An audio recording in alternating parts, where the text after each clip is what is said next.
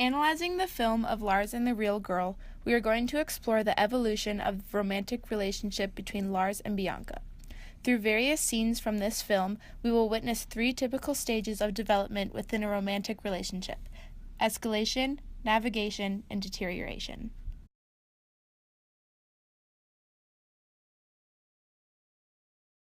The first stage of all romantic relationships is escalation.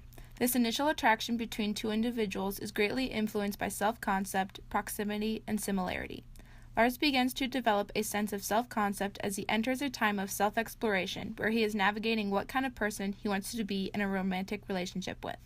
In this case, he chose Bianca. Proximity, the second influence of attraction, includes the way two people interact based on their surroundings, as well as the physical space between them. Because Lars and Bianca's evening at Gus and Karen's house is their first public setting together, they place themselves awkwardly far apart on the couch, indicating that their relationship is still new and fragile. However, the affection for each other is proven to be more than just friendly, as Lars carries Bianca intimately in his arms to the dinner table. Furthermore, Lars explains to Gus and Karen how many similarities he and Bianca share. For instance, Lars explains how Bianca is finally beginning to experience the world and how new everything is to her.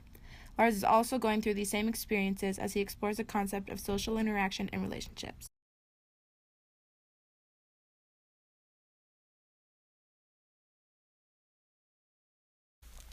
The second stage of romantic relationships is navigation. Navigation is the ongoing process of communication which is necessary to sustain a relationship through changes. These changes can involve oneself, the other partner, the relationship itself, or the context around it. The navigation stage uses relational culture, which is the unspoken set of rules between a couple, to solve problems and sustain intimacy.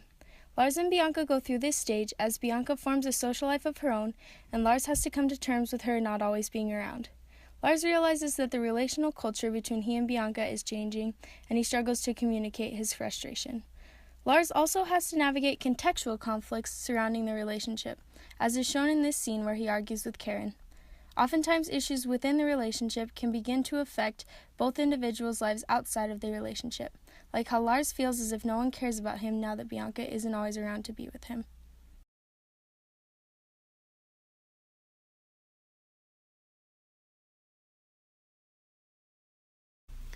The final stage of all romantic relationships is deterioration. Deterioration often begins when one or both partners reflect and sometimes brood about dissatisfaction with the relationship. It's easy for this process to become a self-fulfilling prophecy. As gloomy thoughts snowball and awareness of positive feature of the relationship ebbs, partners may actually talk themselves into the failure of their relationship. This case is obviously a little different, as Lars is in complete control of the relationship's destiny. He instigates all the necessary steps leading up to the end of his relationship.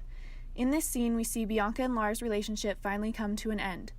Lars enters Bianca's room only to find that she will not wake up.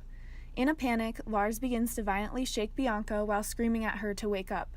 Unsure of what to do, Karen suggests that Lars call 911. In the end, Bianca passes away in the hospital, terminating the relationship. All relationships develop in unique ways, yet there are commonalities in how personal relationships tend to progress. Hopefully this video has taught you a few things about the evolution of romantic relationships through escalation, navigation, and deterioration. Thank you for watching. We hope you enjoyed.